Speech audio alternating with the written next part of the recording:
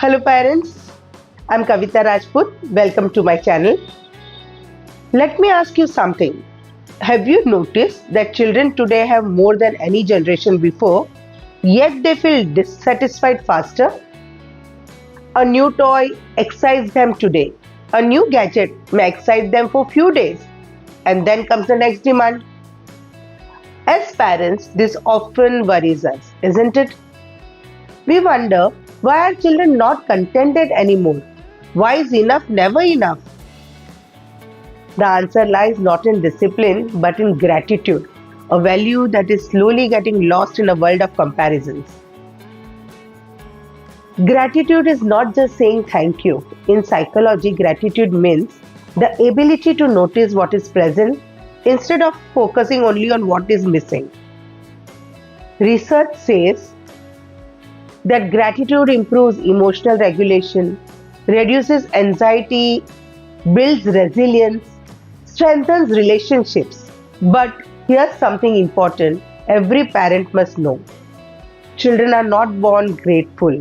Their brains are naturally wired to notice what I don't have, what others have, what I want next. So, when a child complains or compares, it's not bad behavior, it's developmental behavior. Gratitude is a learned skill, and parents are the biggest teachers.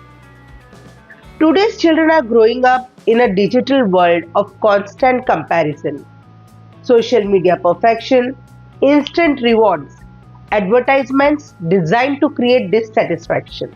Studies show that comparison kills contentment. When children don't develop gratitude, they become easily frustrated. They struggle with emotional regulation. They feel never enough even when they have plenty. On the other hand, children who practice gratitude are emotionally calmer, show more empathy, are less materialistic, handle disappointment better. Gratitude becomes a protective emotional shield. Let me share a real life example from my counseling experience. A 8-year-old child once told his mother, "Nothing good ever happens to me." And when we gently explored his day, we discovered he had friends who cared, parents who always stood by him, a safe home, a body that allowed him to play and learn.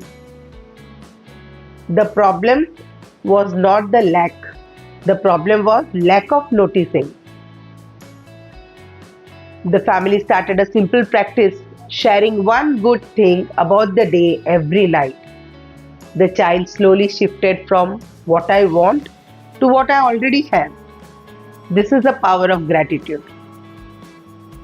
And parents, you can nurture gratitude. Gratitude is not taught by lecturing, forcing thank yous, saying you should be grateful, but gratitude grows through experience and reflection. Ask, what was one good thing today? This rewires the brain to scan for positives. Validate before redirecting. When a child complains, say, "I know you wanted that." Then gently add, "Let's also look at what we already have." Validation builds emotional safety. Practice family gratitude. Children learn gratitude by watching adults. When parents say, "I'm thankful for this moment," children absorb it naturally. Reduce comparison.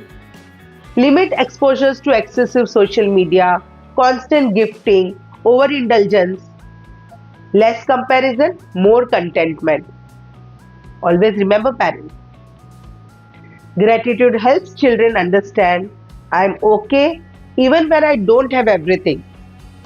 That is a life skill far more valuable than achievement alone. So, parents, if we teach our children gratitude, we are not teaching them to settle, we are teaching them to feel complete. Because a child who knows how to appreciate does not constantly chase happiness, they recognize it. Let us raise children who don't just ask what's next, but can also say, "This is enough." If this message resonates with you, stay connected.